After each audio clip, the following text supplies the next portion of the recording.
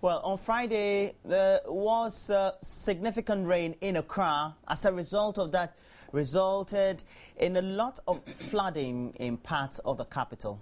Not only Akanishi, but also suburbs around Kwame Nkrumah Circle and other communities in Accra. Well, the main concern has been the proper disposal of waste and what efforts the various stakeholders have been doing. We have the PR manager of Zoomlion Ghana Limited, Robert Coleman, in the studio to help us with some level of discussions on waste management, especially as we have the rains likely to come in the next couple of months. And, well, welcome, sir. Thank you very much. It's a pleasure speaking to you. Thank you very much. If we look at the current state of waste disposal in the city, what can you say could be done to improve the basic issues of sanitation? Yes, let me say good morning to your cherished viewers. When it comes to waste disposal currently, I think what we must do is to ensure that we try as much as possible to work closely with the various waste management contractors that have been contracted by the Accra Metropolitan Assembly to manage the waste. We have about 7 waste management contractors in Accra. Zoomlion is one of them. And I'm very much aware that they have distributed bins to their various clients or their various areas. What we must do is to ensure that when we generate the waste, we put the waste in the bins, and then the appropriate time the waste management contractor will come for it. There are certain areas that we have placed what we call the central containers, the 12 cubic meter containers, the 23 cubic meter containers. Those are areas that the Accra Metropolitan Assembly, they have designated in conjunction with the Environmental Protection Agency, and those are bigger containers that are in the communities. And then it is expected that when you generate your waste, you send the waste to those areas. We have certain areas that, because of the nature of the area, it is not well demarcated, and therefore it becomes very difficult, if not impossible, for some of the trucks to go to those areas. So what we do is that we place those containers in those designated areas. When you generate your waste, you send the waste to that particular place. But you have areas like Airport Residential Area, Jowulu, East Legon, where we have well demarcated streets and roads. Those areas we use what we call. But the point is that those areas usually you don't have difficulties with them. Let's say East Legon, Yes. and those well demarcated and structured areas. For example, during the rains prior to the weekend, Yes. you got to see that when the flood waters were coming from upstream to where we have the downstream levels, Yes. then you could see that there were a lot of waste that were in. Yes. Is it that people just don't dispose of waste well, or perhaps also you are not at the particular vantage points that people would need to access? No, certainly that is not the case. The issue has to do with the fact that anytime it rains, or you even drive through Accra and you come to the realization, or you will see that people have now decided to use most of the drains and then the gutters, the primary and then the secondary drains, as what we call waste receptacles. They collect their waste instead of them putting their waste into their bins and then allowing for the waste management contractor in the various areas to come for them or send them to the central container. You know, some of them don't want to pay. So what you have is that people dump this refuse into this open drain. So when it rains, it washes the refuse upstream to the low-lying area, and that is one of the reasons why we experience the current flooding that we experienced on the 31st of January. But we are not even talking about the problem upstream. Even in Accra, people wait. Anytime it is about to rain, see the clouds forming, that is when they find it expedient to go and dump refuse into these open drains. They wake up at night or early in the morning, they look here and there, nobody's looking at them, then they go and people currently have the penchant, and they do this with impunity because they know that certainly nobody is looking at them, and there are also no stringent bylaws that we have. So then that questions people's attitude towards waste generation. Certainly. Have you identified people's attitude as being negative enough to be contributing significantly to the current issues we're having with waste generation, despite all the efforts that the waste companies or the waste collection companies are making? Yes, Roland, one of the major problems that we have currently has to do with the fact that people are just not complementing our effort. A cross-section of the Ghanaian populace are just not complementing our effort, and that comes with attitudinal change, because we are very much aware that we do a lot of sensitization, and when it comes to waste management, I think people must recognize that it is a shared responsibility, and that is the major reason why people must try and change their attitude to complement the efforts of the waste management contractors. Proud to the Christmas festivities, a lot of secondary and primary drains were desilted. The Accra Metropolitan Assembly, I'm very much aware, desilted most of the major drains. Now you go to those drains and you'll be surprised at what you see.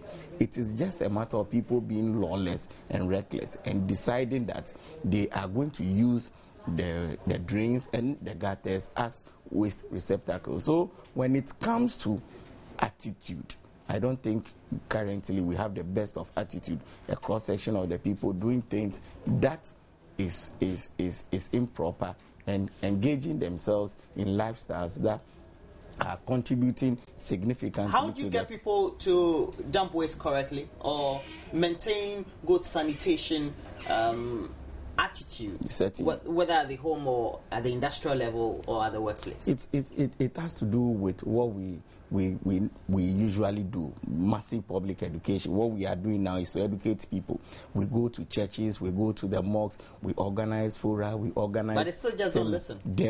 People certainly don't. That is why I am saying that for us to engender attitudinal change, what we must do is to enforce and implement the bylaws. Roland, you go to most of the Metropolitan Assembly, district assemblies, and municipal assembly. They have fantastic bylaws over there, even though the bylaws itself are not backing enough, left alone to bite. We will want to see that they amend the bylaws so that it will stand the test of time.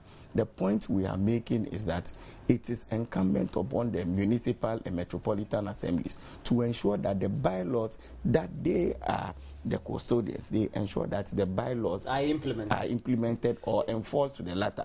Let me give you a classic example. The current Metropolitan Chief Executive of Accra, Honorable Alfred Oku-Vanderpoel, has established sanitation courts in about 3 or 4 sub-metros in Accra. They are now working. But even that is woefully inadequate. We need more sanitation courts in the system to ensure that people are prosecuted. And the prosecution should be done expeditiously. I always say that I find it extremely difficult to understand why the Assembly will use their own common fund or use their IGF, internal generated fund, to desilt most of the drains. If we have sanitation courts in the various sub-metros, Roland, what the sanitation courts are going to do is to prosecute and fine people. When they fine you about 100 Ghana cedis for, defecating you around, think that would be deterrent enough? Certainly it will be. So let's say you take a community, you go to Teshi, for example, you have that big drain there, and it's always littered with human waste. And as even you have the one littered, you still have people doing live littering. Do you think that would be deterrent enough? I'm taken to court and then I'm fined. Yes. Then next time I don't go there. You remember when we were kids, the Sama people usually come to our house and we all ran to go and clean. It was a form of checking people to do the right thing. The point I am making is we have environmental health officers in all the sub-metros in Accra. We can have a task force. The assemblyman in the area can also establish a task force so that anytime somebody engages him or herself in any act that is considered improper, all that they do is to arrest such a person, send the person to the sanitation court, then the person will be prosecuted. And if the prosecution is done expeditiously and we give stiffer fines, certainly it will serve as a deterrent. The current situation that we have, people just litter around, they defecate, they dump refuse into open drains with impunity because they know that nobody is watching. They know that the bylaws are not stringent enough to be used on them. What's the current level of waste generated? If you can give us a statistic, either in Accra or the significant ones you can give, whether in Kumasi or perhaps generally in the whole country. Oh, certainly in Accra, I am very much aware that we generate over 2,500 tons of waste daily. That's huge. Yes, very, very huge. We all generate at least over 0.5 kilograms of waste daily. So when you multiply by the number of people who are in Accra, certainly you know the tons of refuse of waste that is generated. I think there are about 1,600 or so. Kumasi is a little bit over 2,600. So currently, the volume of waste that we generate is very, very huge. When you go to Europe, you go to elsewhere in Asia, you get to see that the way they generate waste and they separate and recycle is very innovative. Certainly. Why haven't we been able to do that? Because if you get to do an analysis of the type of waste we generate, too much heavy, too much solid, and doesn't give way to doing proper separation. Yes, what is happening in Europe and most of the advanced countries is that they do what we call separation at source. You understand? You go to the various houses for example, you go to Tottenham, they have different types of bins, the red, the blue, and then the yellow. And then they put the various types of waste in one particular one. And then the waste management contractor comes on a particular day to pick all the glasses. So the waste is separated at source, and that is what makes it very easier as compared to what we have here. What we have here is that we box all the waste together, the organic, the e-waste, any other waste, we put all in the bin, and then Zoom Lion and the other waste management companies, you are supposed to be the custodians. Why is it that people don't adopt those type of attitudes as we have them elsewhere in Europe? What we need to do is to do a lot of education, and as I speak to you now, we are working in tandem with EPA to come out with a pilot project at a particular area so that we can that would ensure people separate waste, then we will collect. But don't forget that even what we have currently, the current situation, we have been separating the waste, especially when we collect them and we send them to the final disposal. You are very much aware of the Ajin Kotoku compost plant, where we produce fertilizer. So when you send the waste there, then the separation is done over there. But the problem is that it is very costly when you are doing that, because you need a lot of water to wash and you need a lot of people to do the separation. But if it is done at source, then it becomes a little bit easier. But we are doing that, and we intend to build another compost plant in Kumasi. As I speak to you now, work has begun in earnest, and we have another one that we want to put up internally. In all these, then you need to take a generation with you. How do you make sure that young people also are parts of the whole initiative to make sure that in the future or in the next generation we have the mindset that waste should be separated at source and even if generated for sustainable environment? Yes, as I speak to you now, we have over 400 Zoom Kate clubs that we have initiated in so many schools. We have their quiz, we have debates. And it's working? It is working. As I speak to you now, on the 14th of February, we have a massive competition coming up in some of the selected schools in Accra, where we send musicians, we send artists, we send people who are normally appealing to these young people to go and talk to them. Some of our communications people also go to the schools. We speak to them, and then we try to educate them on the need for them to change their attitude. And also when they go home, they also need to go and then educate their siblings. So we are doing that, and I can assure you that this year, one of our major activities that we intend to embark on is to ensure that we educate the kids so that proper environmental sanitation practices will resonate with them, and then they will be able to also educate their peers to adopt proper lifestyles. Let's look at the need to make sure that we have the current state of landfills adequately prepared to make sure that we take the current volume of waste generation. You're talking about Ajin Kutuku and the rest that will build, yes. But what's the current state of the ones that are being managed currently? Yes, let me say that regrettably in Accra currently, look at the volume of waste that we generate, over 2,500, but we don't have a landfill site in Accra.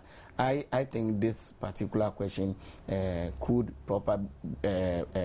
properly answered by the Accra Metropolitan Assembly. But let me also say that getting a landfill site or a dump site in Accra is very, very difficult because of the not in my backyard syndrome.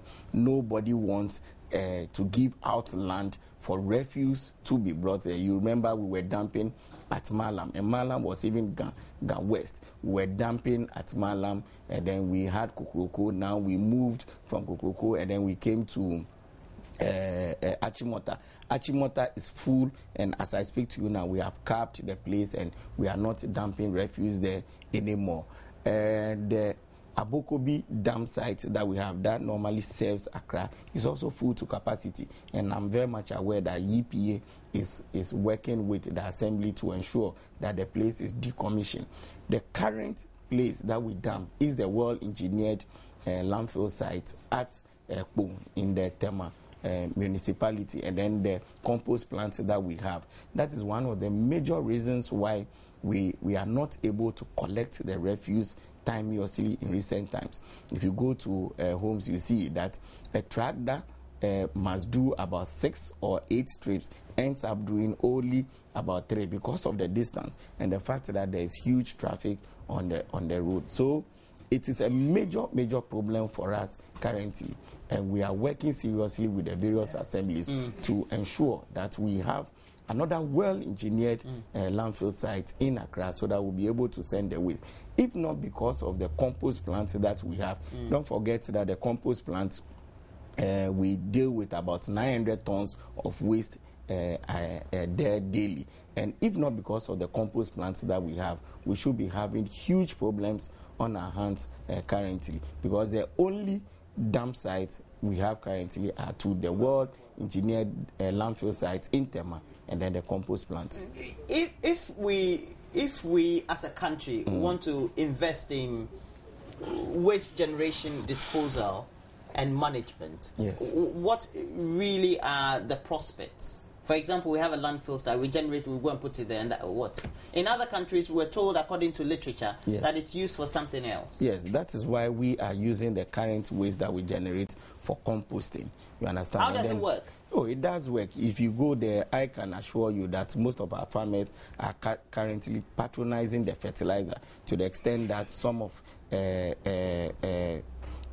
we have companies that have already decided to come and do down payment for the fertilizer to be sent to them. So it is working currently. You also have waste to energy, and those are some of the areas that currently the monitoring, the research, development of the company is looking at, so that we can enter into some of these areas. Don't forget, Zoom Lion is only 6 years or 7 years old, 2006, and you can see that we are trying to make progress. So it is something that we have plans to achieve, and very soon I believe that we will be able to walk towards that area. Currently, with the position of the landfill sites, what we intend to do is to have what we call the transfer stations, where we will build a temporary site. We collect the waste we dump it over there. Then at night we use the tipper trucks and then the trailers to cut or haul the refuse to the final disposal site, because the point of collection currently and the final disposal site is creating a lot of problems, and that is preventing us to collect. Somebody say, why don't you collect overnight?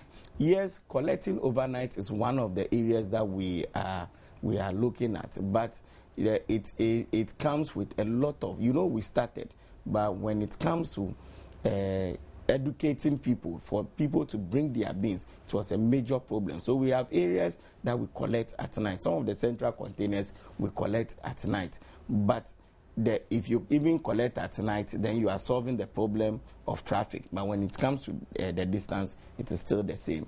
So it means that overnight you still collect, and once you want to cut, the distance is very long to the landfill side. That's why we want to come out with the transfer stations, so that when we collect, we send it to the transfer station, then we can treat the waste over there, and then we use huge trucks to haul them to the final disposal site, or the waste to the final disposal site. I'm very much interested in making sure that the type of education you undertake goes to the grassroots, where people tend to know that at source they need to do the separation, because that's very important. Now, once people are worried about the floods, it means that the causative agency factors of the floods would always be examined.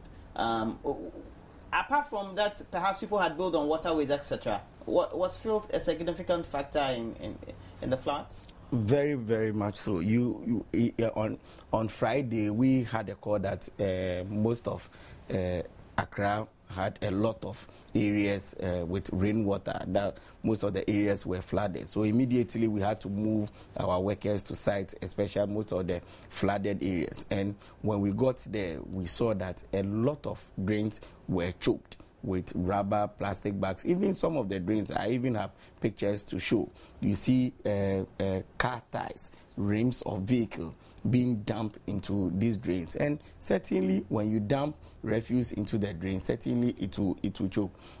One of the major reasons why we will always have flooding in Accra has to do with the fact that the drains are just being used as waste receptacles, and people dump. So people dump upstream, people down in the drains around their vicinities, and certainly when it rains, the rainwater cannot move freely.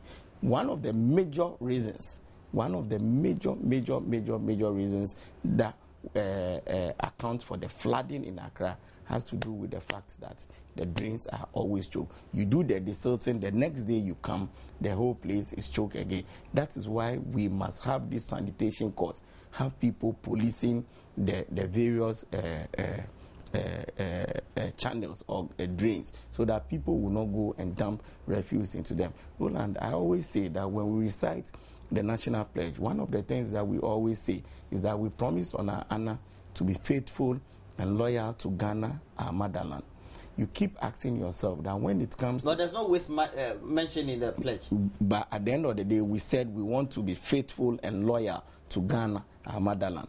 But you ask yourself, when it comes to environmental sanitation management, it comes to the way Ghanaians treat the environment. Are we being faithful to the environment? Are we being loyal to the environment? What we have currently is not faithfulness, it's not loyalty. It is a matter of recklessness and lawlessness. People taking the laws into their own hands. When you look at the Ministry of Local Government and Rural Development, their environmental sanitation policy, the revised verse, that is 2010, and you read page 29, one of the things that it espouses is that every household, establishment, school, and then institution must be in a position to take care of its immediate environment. But in Accra and elsewhere, we don't see that. We don't do that, and that is why I am saying, if so where lies the onus? So who should be enforcing what? That is the assemblies. When you look at the sanitation policy, the assemblies must be able to enforce these bylaws. This is a fantastic policy. Do you think that if we come to, for example, multi-TV, and the drain in front of you is choked, and the environmental sanitation officers summoned Multi-TV to court. Next time, Multi-TV will sit down for somebody to come and dump refuse just in front of their establishment. It will never happen. The point I am making is that we must all be watchdogs of our environs, and if we do that, certainly we will make progress. Just recently, I saw some of the assemblies using huge sums of money trying to decongest some of their areas. You have areas that you go, people put kiosks, they put containers and all that. I have always said that nobody goes to somebody's house to go and just put a kiosk over there or a container over there. The landlords allow them to do that. So if the assemblies want to solve the fundamental problem, then they must go in for the landlords. If we are able to replicate this scenario and we try to make sure that people ensure that their immediate environs are kept clean, certainly we'll be making progress. But the current situation where everybody is dumping, everybody is littering, will not be able to meet the Millennium Development Goal 2015 as we... Because I was just about to ask you, yes. Then are we going to have some setbacks in achieving the issue of sanitation as far as what is embedded in the MDG? Certainly, if you look at the work that the various waste management contractors are doing, the assemblies are doing, the Ministry of Local Government is doing, together with government, I think by this time we should be making significant progress in meeting that goal. But the current attitude of most of us is not ensuring that we meet that target. I have always said that I fear that we will not be able to meet the MDG Goal 7 if the current attitude of if we still maintain the current attitude that we have.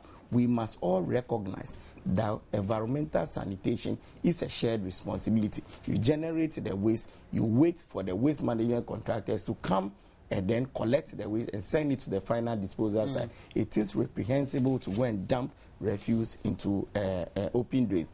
And my major worry has to do with the fact that we must ensure that the bylaws that we have, they bite instead of backing. I have always been calling on our religious leaders, our imams, our pastors. You go to church, look at the number of people that go to church every Sunday. If we use 10 minutes to educate people on the need to change their attitude, adopt proper lifestyles in our various changes, it is a better start. Certainly we'll be making progress. Before we came to the studio, I was just reading something on efforts being made by various Canadian companies, yes, as well as their metropolitan heads, or yes, let's say those who are in charge of their counties, etc., or their districts. Yes. And what they have been able to do is to make sure that there's 95% recycling of waste that yes, is generated. And they have started a system where significantly young people are involved in the whole process of yes, getting people yes, educated. Yes. How do we do that with the current structures that we have? It will be very difficult to do that with the current structures we have because the infrastructure itself is not there. With the exception of the compost plant that we have constructed in Ajin Kotoku, we don't have any facility where we can process the waste that we have. What we need to do is to get the infrastructure done. If the infrastructure is there, then we will be able to educate people. Then we'll be able to bring more people on board. The various assemblymen and then the various district assemblies can then put up policies and bylaws that will ensure that some of these things are done.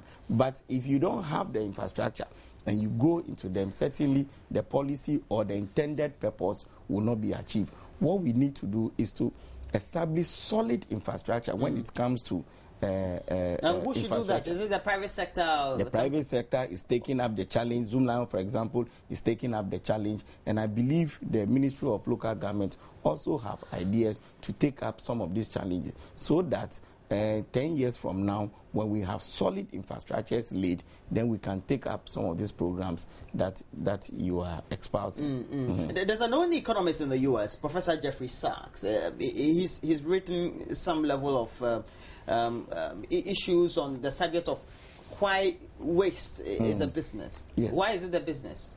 Why should we take it seriously? Why should it be a business? It is a business because we generate waste every day. And something that you do every day should be a business.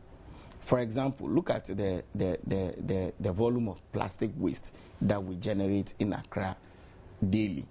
As I speak to you now, we have decided to import plants that will start recycling the waste that is generated. Yes, the plastic into pellets so that we can use it to manufacture the beans. The point I am making is that if we get people to be collecting the plastic for us, and we have a buyback center where they come, they weigh the waste, we pay them.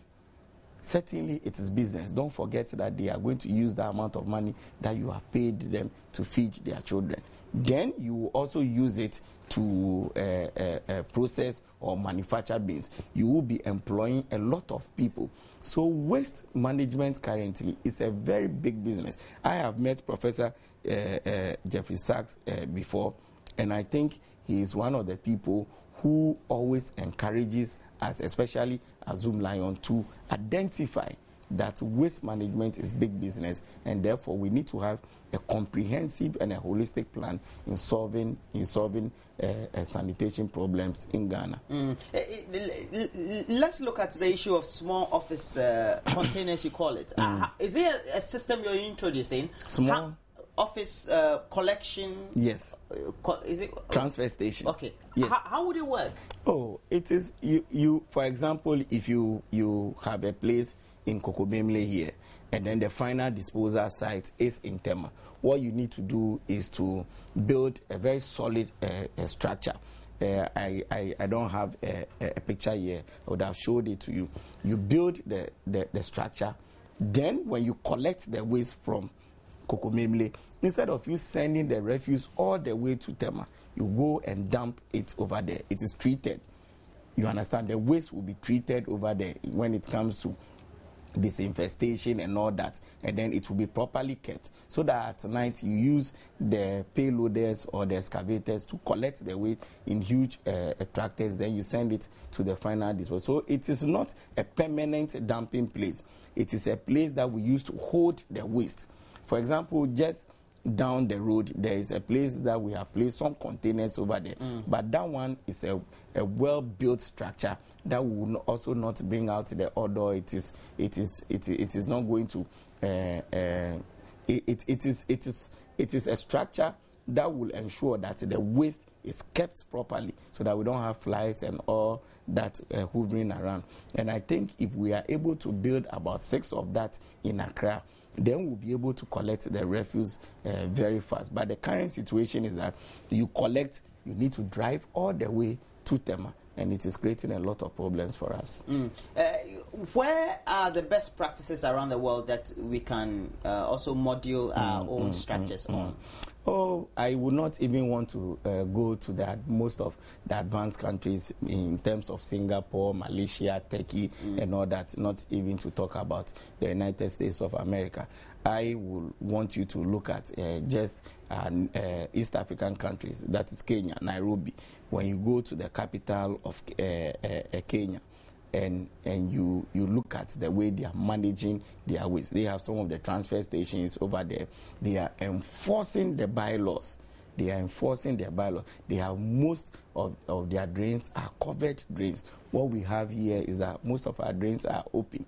And I'm very much aware that the Accra Metropolitan Assembly is working with Conti Group, and they are about to construct most storm drains in Accra, covers storm drains, so that anytime it rains we can have water retention pumps, and then we have silt ponds, so that we not have the flooding that we have been experiencing currently. My problem with that particular initiative and that particular project has to do with the fact that if we cover all the drains in Accra and people don't change their attitude and they dump refuse upstream, we are going to have huge problems on our hands. Because just recently when it rained, most of the drains, the covered ones, they needed to break the slabs so that they would desilt for the rainwater to flow. But can you have a situation where you have solid concrete, nicely covered,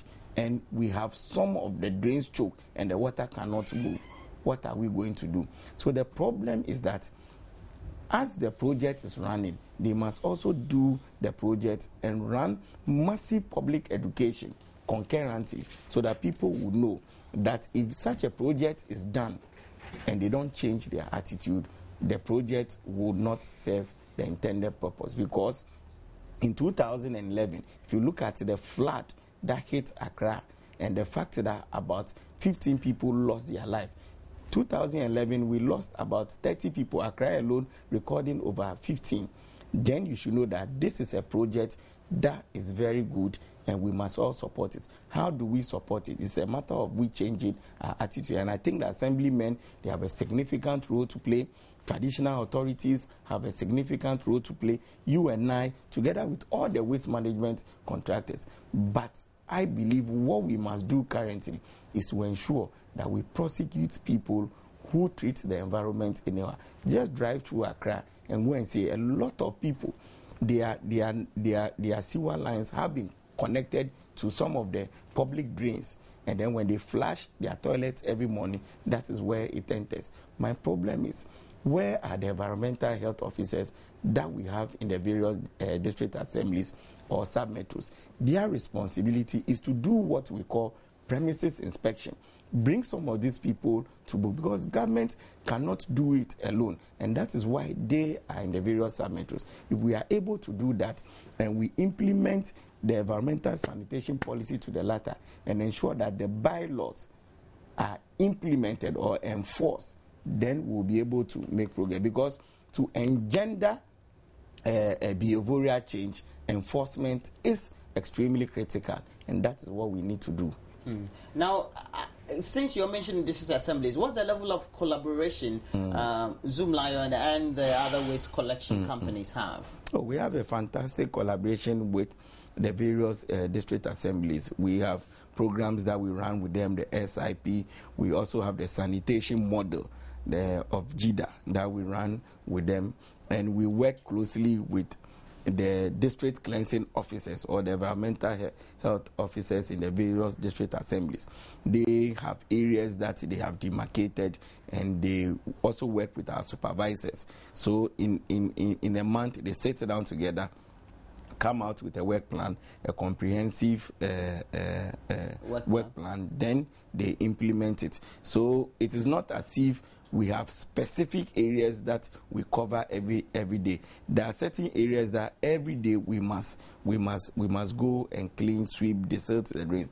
But occasionally we have group works that we work together with. They also have workers that they have employed, and then we take it up from there.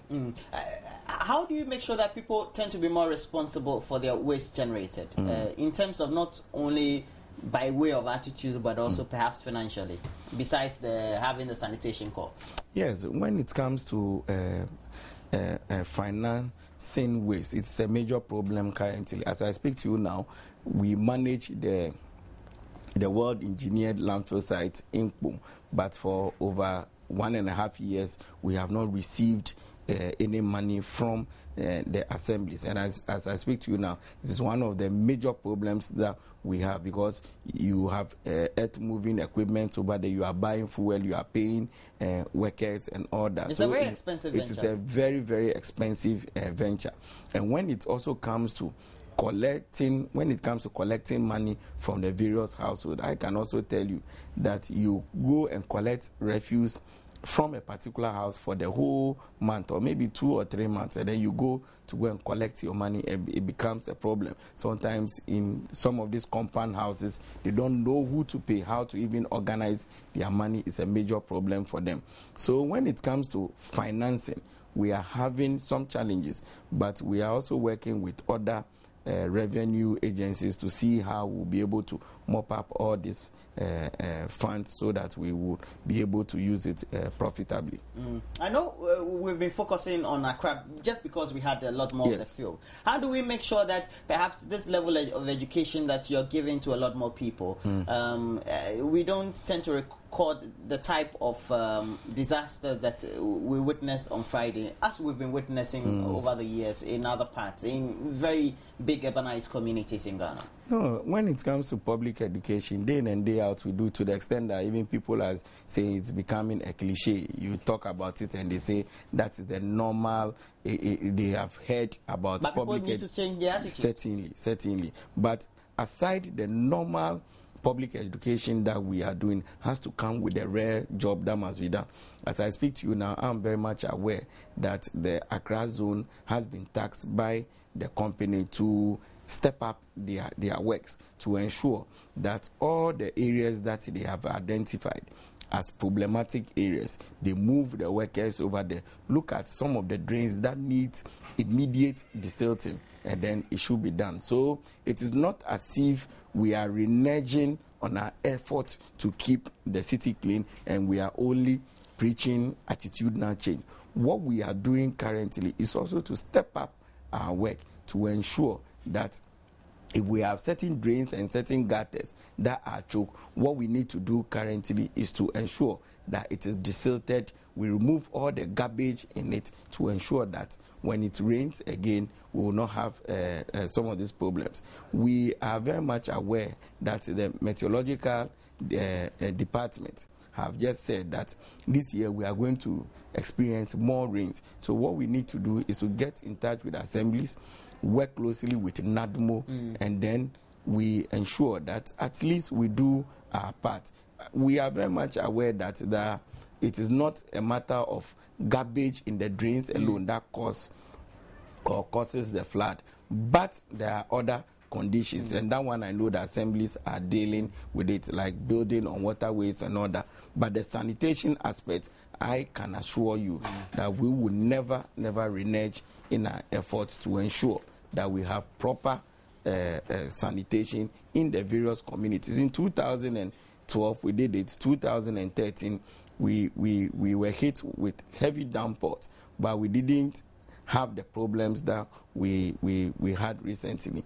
That should tell you that if we are able to do something about it, certainly we will not experience the extent of flooding that we experienced on Friday.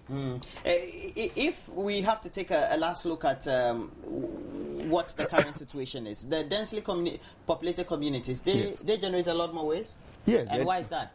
Because certainly waste has a direct correlation with human activities. So densely populated areas certainly will generate a lot of waste. That is why when you go to the Central Business District of Accra, the CBD, a lot of waste is generated, because look at the number of people who congregate at the place daily for business, as compared to areas that there are not a lot of activities. If you just walk in front of Joy FM, you will not see the volume of waste that you will see when you walk around Mokola or the main streets from fire service to Kimbo. So that should tell you that the volume of waste that we generate has a significant, it has a direct correlation with the activities that normally go on in a particular area.